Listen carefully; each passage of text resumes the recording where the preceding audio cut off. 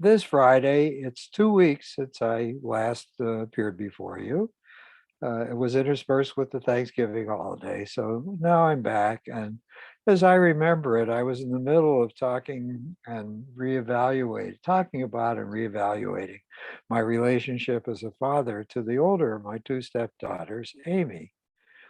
And I had talked some about her earlier years, and I will proceed to talk about the rest because problems were coming. I didn't experience a lot of problems while she was growing up for neither of my stepdaughters. They were pleasant. They were not hard to be with. They didn't cause us aggravation of many kinds. They were good citizens. They did well in school. They didn't experiment with drugs and alcohol. They didn't come home pregnant. They didn't break the law. They were not picked up for shoplifting. They didn't get in trouble in school. We liked their friends. I think it's a myth that adolescence needs to be a stormy and unpleasant and difficult time. We didn't experience any of that. Maybe we were raising them properly. Maybe it was their native endowment. God knows. But trouble came with Amy later on. Uh, Soon after, I think I talked about her getting married at one point. Soon after her marriage, her husband Cliff, who always wanted to make his career in radio, secured a position as a disc jockey out in the Riverside area at an FM station in Riverside. And they were going to leave their apartment in San Diego and move to Riverside. So they looked at various places, and they told both Cliff's father and me that real estate was really cheap out in Riverside, and there was a suburb of real estate that they could purchase a home for a very modest amount of money, and they believed in home ownership. Could we help them with the down payment? So Amy was going to try and get a job doing some things to supplement the income, and uh, they think that they could qualify for a mortgage. Would we help them? So both families coughed up $25,000. I gave them $25,000 with their mother, and I gave them $25,000. And Cliff's father and his wife came up with another $25,000, and we put a down payment on a house in Riverside. And they made the monthly payments. And after about a year and a half of living there, Cliff got a better job in Claremont, and they were going to leave, and they didn't want to make the commute from Riverside to Claremont, and they decided they would put the house on the market. Uh, Unfortunately, the market had gotten a little bit soft by then, and they were unable to get an offer of the amount of money that they had invested. So they were going to go negative some, and they would not get all their money back out of the Riverside property. And all right, so they weren't. And they were going to move to Claremont after that. And they said, see, I said to them, well, real estate's usually pretty good. I'm sorry you lost some money. We gave you the money, and it's coming out of what you're getting back for selling the house. And it's not quite as much as you put down. So on you go. They moved to Claremont, and they were in an apartment for a while. Once more, they started to want to rent a house. I mean to buy a house again. If they could get a house in Claremont. Houses in Claremont were even more expensive than were houses in Riverside County. And they asked, could we come up with some more money for them? And I didn't feel like doing that. It just didn't feel right. But I said, I'll tell you what, I will lend you some money temporarily so you can qualify for a mortgage. And after the mortgage goes through, we're going to put a second trust deed on the property with money from Hermine's aunt's affairs. I'm managing her affairs now. She has a lot of cash. She has her money invested in nothing. We're going to put a second trust deed in her name on the property, and you're going to make payments not only on the first trust deed, but you're going to make payments to Aunt Edith too. And that was fine. And they settled in and they did that. They had a home that they owned in Riverside, and they were making their payments in a way that felt fine. They would send me the monthly payment for Aunt Edith's account. And since I had been named by her to manage all her affairs, I put the money in the bank and everything was nice. She was making 5% interest on her second trust deed. And everybody was happy for a while. However, we started to get unhappy. Uh, Amy came for a visit once. She was in town, and she told her mother, "Mom, we're having a little problem." What's the problem? They had run up $30,000 worth of credit card debt, and they were having to make monthly payments on that too, and they only had enough discretionary income to make the minimum payments, and they were making payments at 19% interest on the credit card, and it was chafing and biting, and they didn't know what to do about it. So Hermine said, talk to her, see what is the money problem. The money problem was that they had enrolled in a cult called Psy World. And it was a very popular cult in the town.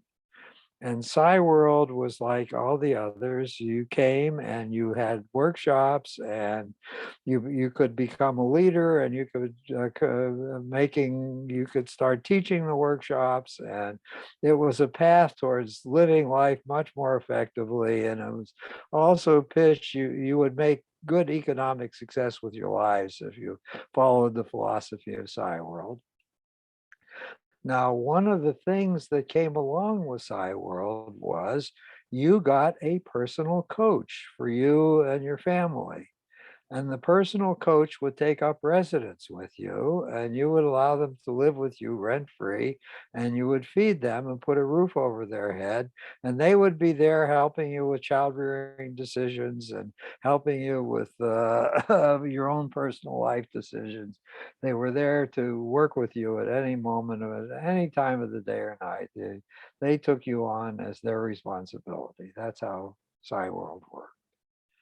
And so they had big extra expenses because they had now become pregnant and delivered my first grandchild that was living there. So they had to take care of him, and they had to provide for the person who was living with them. And that was not an insignificant amount. I gather she ate like a horse. And we were just shaking our heads. What should we do? And we stuck to our guns. We had promised ourselves we weren't going to give unsolicited advice. So we weren't going to scream. We weren't going to tell them to get the fuck out of Psy World. We hoped that they would come to their senses eventually and that they would bring an end to this.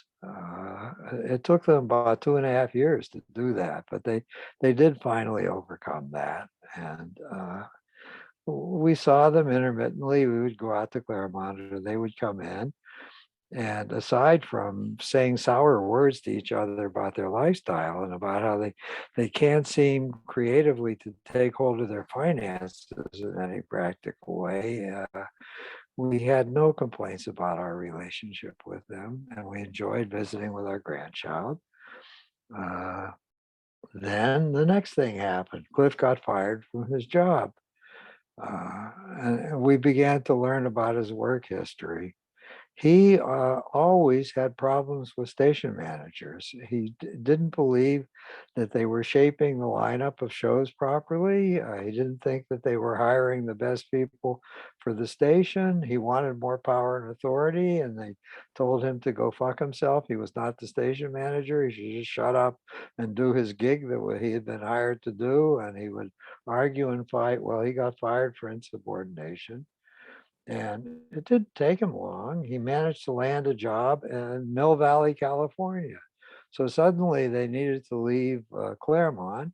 They managed to put a tenant in there so that the income stream kept coming for a while and they could make payments on their two mortgages. And they rented a house up in Mill Valley, and that was pricey, but Cliff had gotten more money for the new job he was going to, so they were going to make out somehow. And I remember visiting them once or twice in Mill Valley, but unloading the Claremont house turned out to be very, very problematic. They had to sell it at a great loss, and they had no money to pay Aunt Edith's second trust deed with. So I had to work out some complex way of taking care of that, and I couldn't, in good conscience, have Aunt Edith lose that money. It was really a torturous job for me. So, and also, I couldn't have them take a loss and have the loss written off because you have to pay taxes on that as if it was income. So they would have had to add that to their income tax for the year, and it was not an insignificant amount.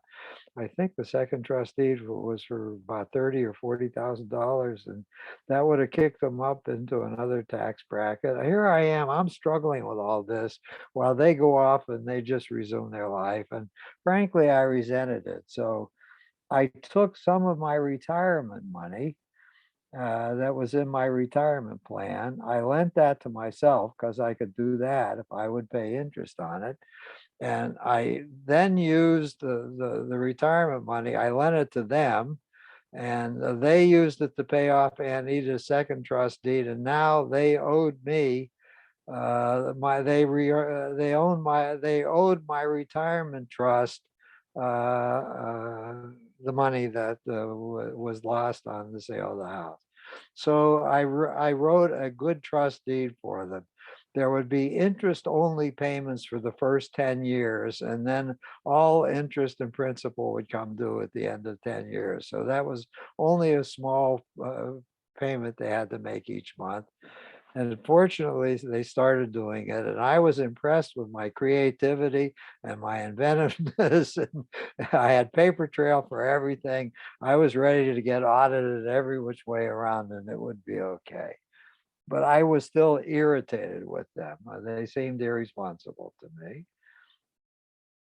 Uh, they were in Mill Valley. They were only in a rental house then. They had no permanent encumbrance. They didn't own any property. Subsequent to that, he got fired again. Cliff got fired again after 1 year. And now I was asked about Amy's relationship to two fathers. Now her relationship to her biological father weighed very heavily on her. He had moved to Eureka, California, and he'd gone there in part because his only remaining practice skill that he seemed to be good at was representing marijuana, people being criminally prosecuted for marijuana sales or possession, and growers of marijuana who were illegally growing marijuana. And that already was the marijuana capital of California, up in Eureka. So he had moved to Eureka. And while he was getting settled, oh, he actually took on, I forgot the name of the Indian tribe up there.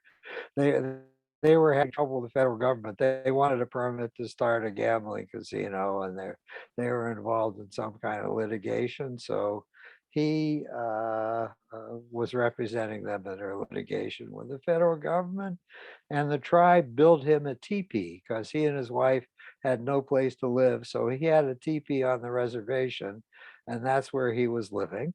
And while he was getting enough clients so he could make enough money, he had gone through most of his inheritance already from his wealthy parents.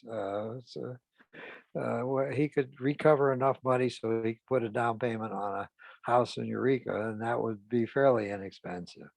But he had to live in the teepee, I think, for about 3 years before he could manage to do that. acquire a clientele and a viable practice. And he and his wife happily lived in the teepee, and he smoked lots of marijuana. So he told them he had some contacts in the radio business up in yeah, uh, Humboldt County. That's the name of the county. He had some contacts with the ownership of the local FM station. Maybe he could get Cliff a gig on the radio in the small town, and he did manage to do that. As a matter of fact, Cliff went as the station manager up to Humboldt County. He was the station manager for the FM station, and he was given a 2% ownership in the station for moving up there. Suddenly he had an ownership stake in an FM station, and they were happy as hell to move to Eureka.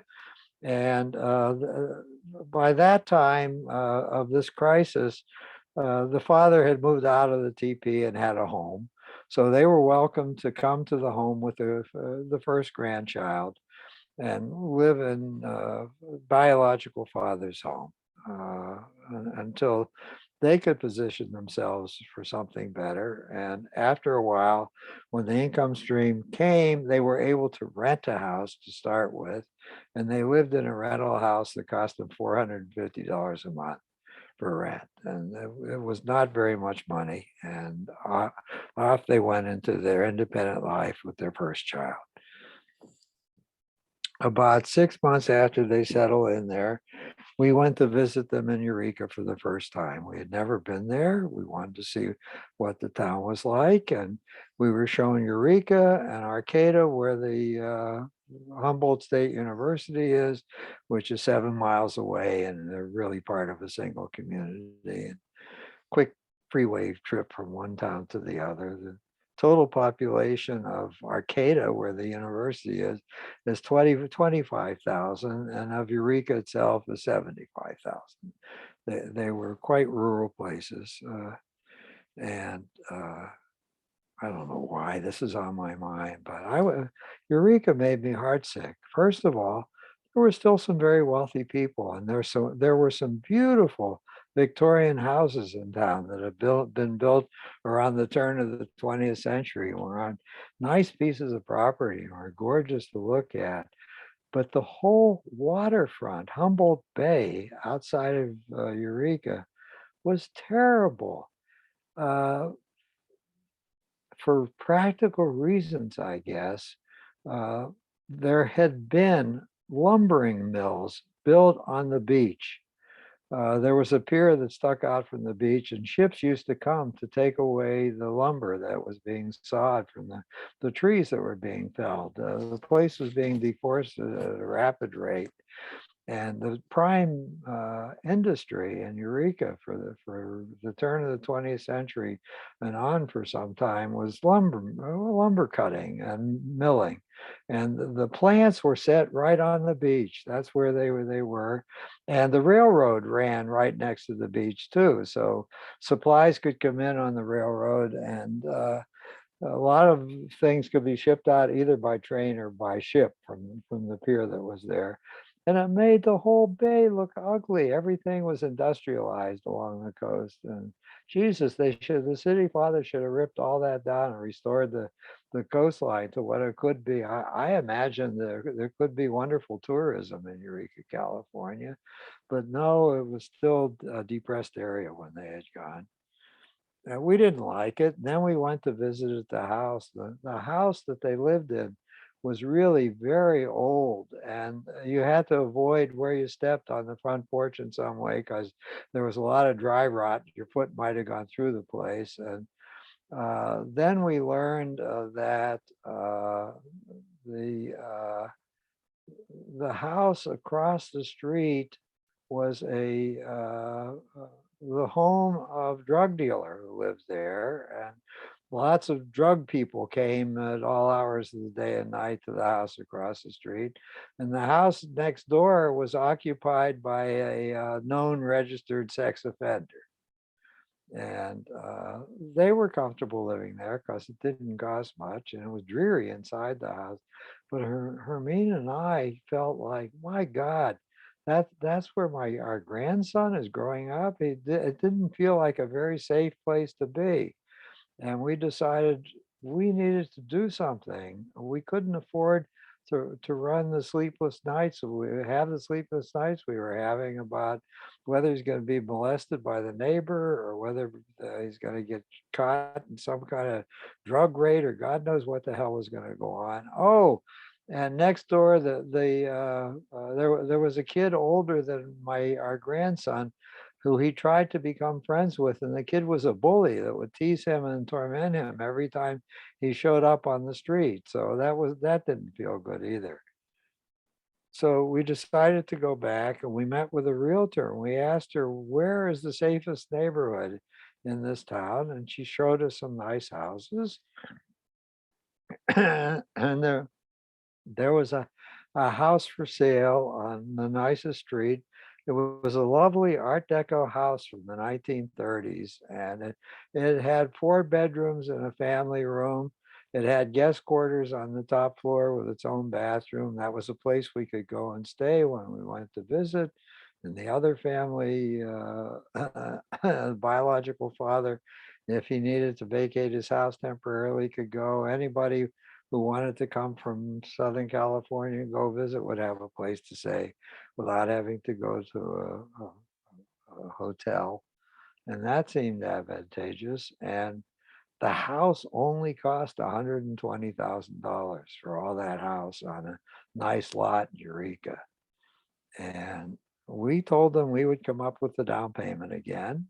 Uh, it would be a gift to them. We didn't give them a big gift when the child came, but it was only going to cost us $20,000 as a down payment on that property, and the rest could be financed. And we would co-sign for the loan because they couldn't qualify on their own. And they had to promise to make the loan payments. And no, I'm sorry, we were going to make the loan payments. They were free from the loan payments. We would make the loan payments for them too. We would be able to manage it. And all they had to pay us was what they were paying in rent on the house they were living in. We would take the rent payment, $450. Our loan payment was going to be about $1,700 a month, and we would pay the difference each month. We were doing well financially. That would be the gift to them for having not given them a big gift when the child was born. And all their credit card debt had to be cleaned up by them. They had to pay it down to zero, and they had to improve their credit rating. We had some conditions. They had to take proper care of the property. The house, the landscaping around the house was kind of shabby. My stepdaughter had become a landscape architect at her leisure at a little at a time. She had to improve the landscaping on the property. And Cliff was handy. If it needed repairs, he would make such repairs as he was capable of making, and I would pay for the other repairs that couldn't be made. For the longest time, maybe second child came, maybe 12, 13 years that they're living in that house. Things were pleasant with us. We visited them up there at least once a year. They came down frequently.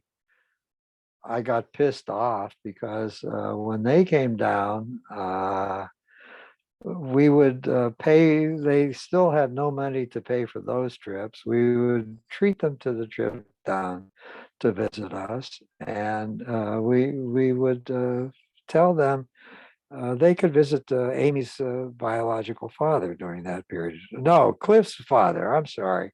We were on the outs with Cliff's father. We weren't very close to him or speaking to him much. But if they wanted time away from us to go visit Cliff's father, they could certainly do that. And they would take a day or two off out of the time they were with us and spend time with their stepmother over there in Cliff.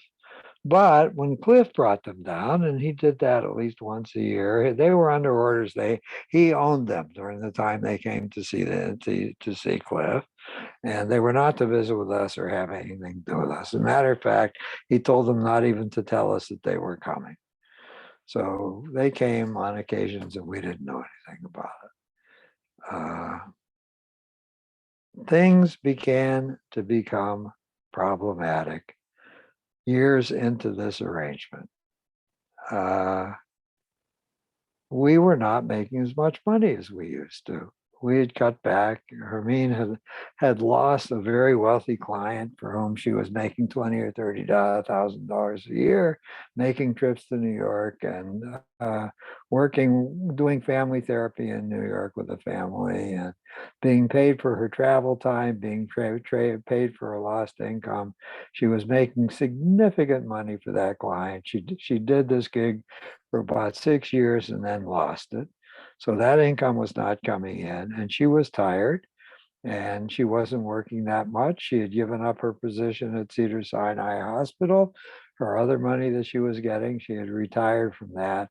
So she was down to working about 10 to 12 hours a week in her practice. And she was still running the household and helping our local daughter with childcare when she needed it, and being a good friend and companion to our remaining child, the fourth child, who I will talk about eventually. So she didn't want to work any more than that. And I said, that's okay. We put aside good money for our old age, but I think we need to cut the budget. And besides, Amy has not fulfilled her commitment to us. The front yard of that place has been improved a little, but it's still very shabby and bad looking. And there's a lot of deferred maintenance in this house.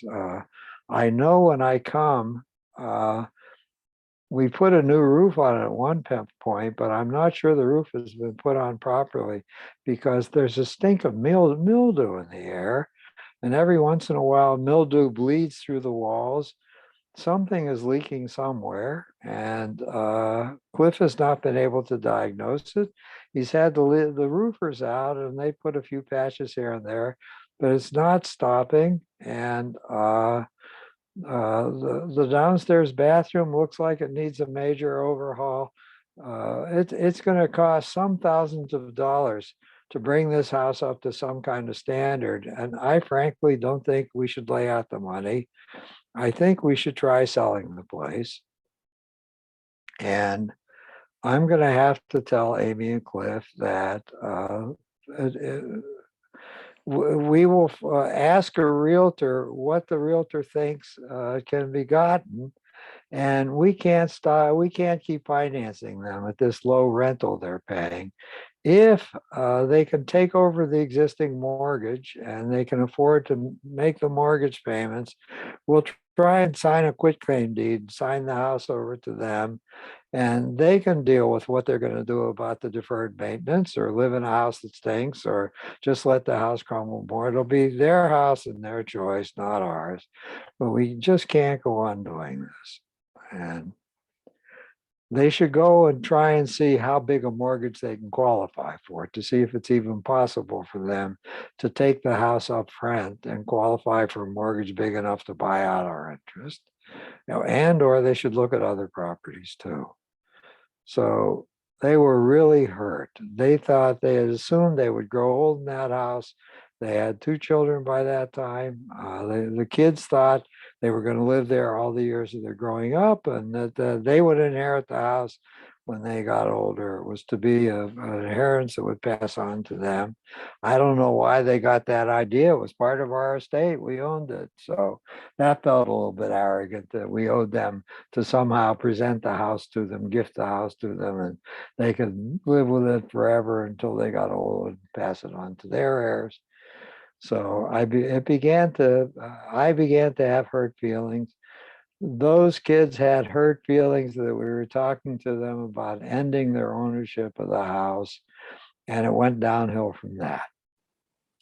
They could qualify for a mortgage that was not big enough. We got a consultation on if we sold the house as is, what would be the selling price, and it would be about, we assumed about what we had paid for it. So we wouldn't have been able to take advantage of the run up of properties because of there was a lot of deferred maintenance like we do, and anybody who bought it would buy it as is without our repairing it, and they would have thousands of dollars worth of improvements that they would have to make to the property before it would come up to its full market value. It had gone up in worth. If it was in good shape, it would have been worth from 120,000 to $540,000 at the time of sale. But we couldn't get nearly that. We'd be lucky if it went up from 120 to $180,000 as is. Maybe we'd make a $60,000 profit. The best the realtor thought he could afford. And so Amy and Cliff were angry. It seemed like there was no way they could qualify for a house. And they started looking for other properties sullenly. We had betrayed them. We were terrible people.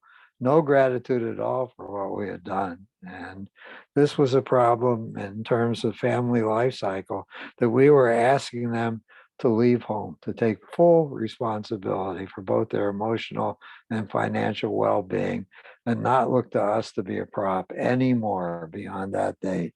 And it was very painful for them, and they hated us for it. Things got very strained between the two of us. It got even worse because the realtor was a very decent person. He said, "Would you like me to give you an estimate of what it would cost? I'm also a licensed contractor and I flip houses occasionally. So I would like to know what this house is worth. It's got beautiful bones. It's a wonderful one of a kind Art Deco house and it has potential value, but you're right, the place is in trouble. I need to break into the walls in several places. I need to check the attic and what are the joists like underneath the roofing. I have a lot of exploratory work to do. I will charge you $10,000 for ripping this place apart in order to find out what the total cost of rehabbing it would be, and then we can proceed from there." So he did the exploration. Everything was horrible. The electric panel was worthless. Significant rewiring had to be done. But worst of all, there was ongoing and continuing serious water damage. Several of the walls were actually filled with water. Water came pouring out of them when he cracked the drywall open. They had been containers of water in the walls. Many of the studs that held up the first and second story were totally rotted through at the bottom. It was only drywall on the inside and stucco on the outside that was temporarily preventing the whole place from collapsing. He said, "I need to put some temporary braces into this thing even now while it's going to sit empty and forlorn." And he came up with a figure up over $400,000 for doing the necessary repairs to put the place on the market in a solid and wonderful condition, so it might get the balance. I said, "We don't have the money to come up with that right now.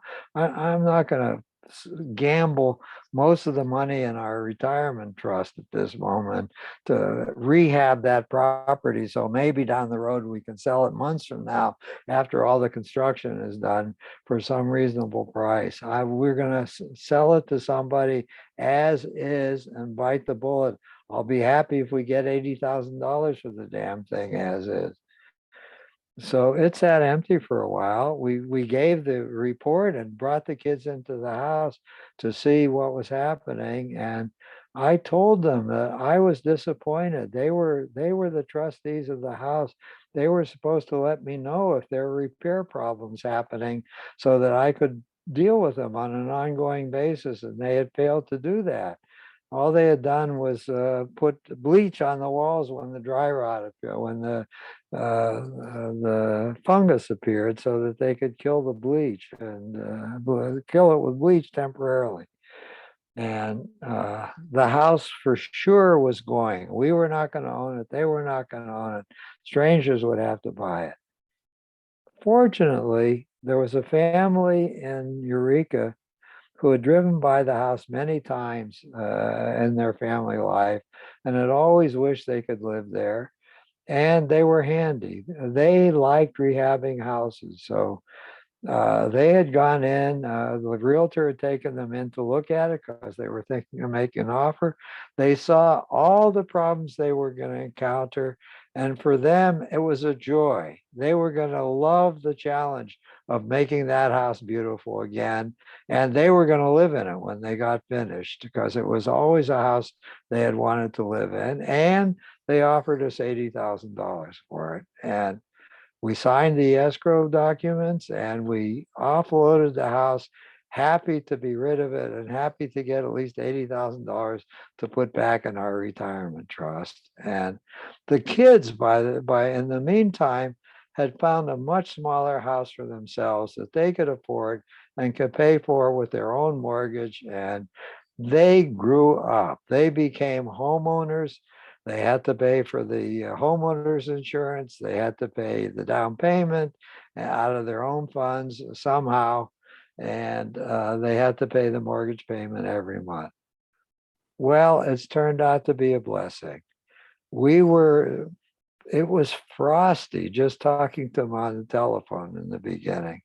It took about 2 years for the frostiness to begin to subside.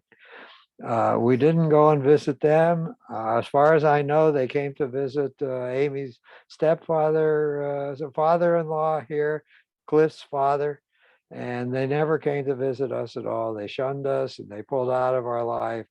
And we would talk to them in a stilted fashion at holidays. We wish them a happy Thanksgiving and call them at Thanksgiving time, and they would get off the phone as quickly as possible. It was very strained between us. Things began to thaw a little bit 2 years after they acquired their own house. We actually went up to visit them once, and it was proper between us, but we saw their new home. We congratulated them, thanked them for what they had done with their lives, complimented them, liked talking to our remaining grandson because the oldest one had already moved to New York. And it was not warm and fuzzy. It was a little bit strained, but it was okay. And then another turning point came. Karen's husband, their remaining stepdaughter, he died suddenly 2 years ago. He died of a sudden heart attack. And they were notified. Oh, by the way, they kept a warm relationship going with Karen. That didn't strain, none of that strained their relationship with Karen. They would grumble about us to Karen, but that relationship stayed intact. And as soon as they heard that their brother-in-law had died, they got on a plane. We treated them to it, of course. They got on a plane and came down and stayed with us. They wanted to be as helpful as they could to their sister, and they were really nice. They actually, we paid for a trip for the New York son to come too. He wanted to take a temporary hiatus and leave his girlfriend and leave his job and come around the funeral time and to help afterwards to try and tidy up whatever problems there were. And we were a really warm, involved, and loving family again. And it's remained that way. I like talking to them. They reach out to us spontaneously. They're at peace with their life. The old bitterness seems to have evaporated. And once again, I have a close relationship with my my oldest stepdaughter. Thank God. And as a matter of fact, when I call her about something, I can't get her off the phone. She has so much she wants to talk to me about. So it's loving a good again. And if it weren't for the pandemic, we would probably be making another visit up to be with them. They don't have room with us, but we discovered a wonderful Victorian hotel that was a Victorian mansion that now has hotel rooms in it. And we used to go and stay there, and it's a terrific place to be. It's just a charming place. And they have a wonderful restaurant attached to it. So we'll go and stay there and visit again when the pandemic lifts. And I'm proud of my daughter too, because at one point, while they were here, she made a confession to her sister. All the time they were having financial trouble, and we would raise the rent maybe $50, and they would protest bitterly. Their oldest child had left home, and the existing child was in school now. Why couldn't she get at least a part-time job to help?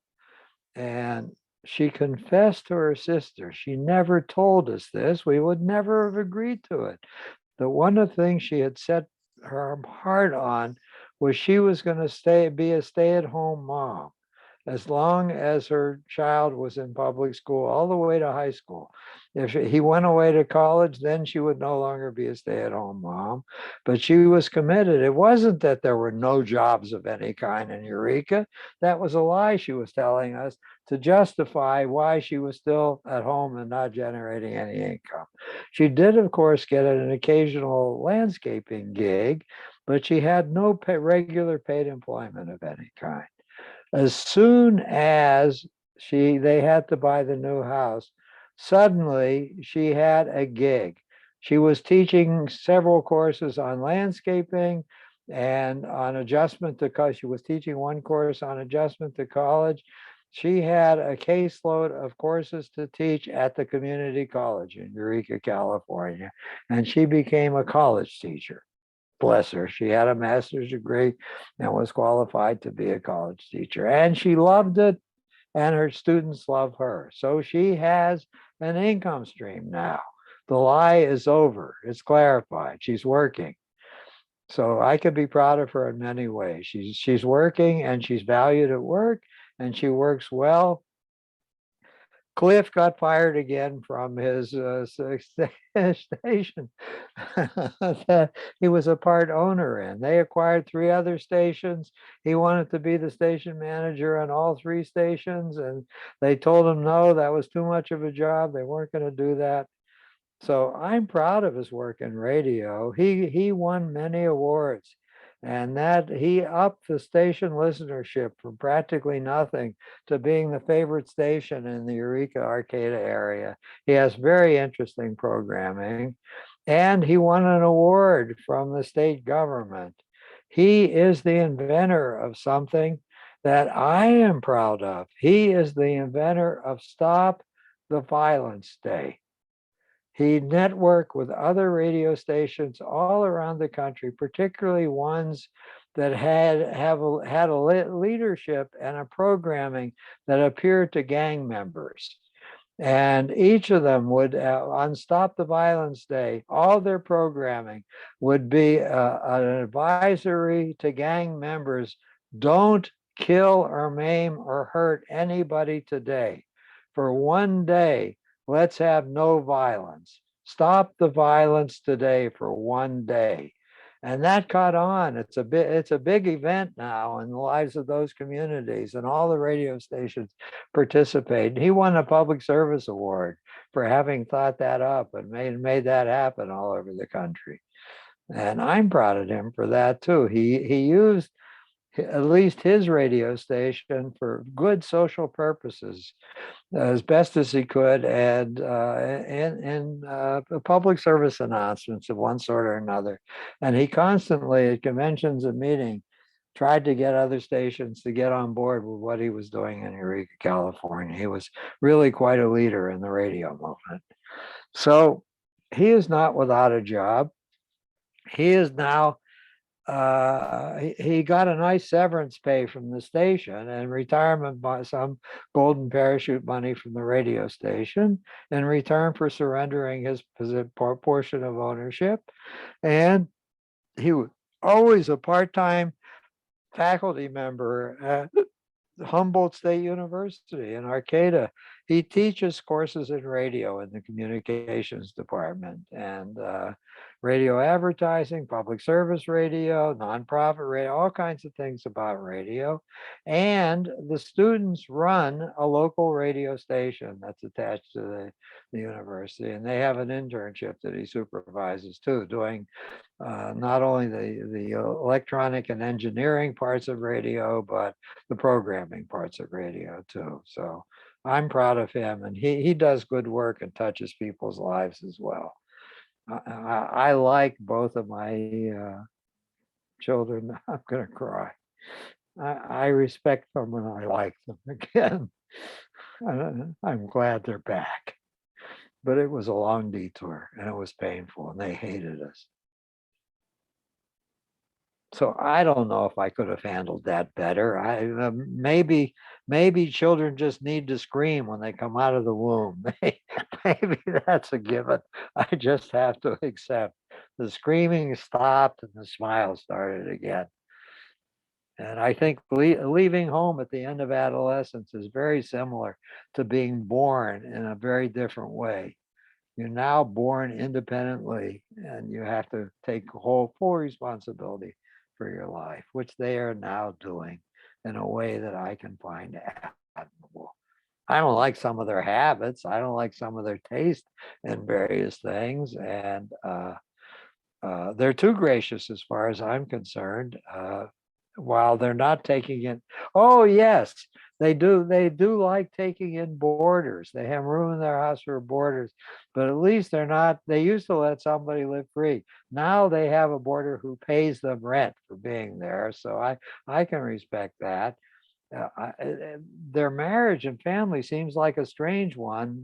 They have to have some outsider living with them all the time. That's part of their quirkiness. Okay, if that has meaning for them and provides them some kind of satisfaction and buffering from having to be too intensely just with each other, so be it. Who am I to tell them not to do that? They're at least not financing it anymore. As a matter of fact, they're making money out of it. So that's a good, and it frees up time.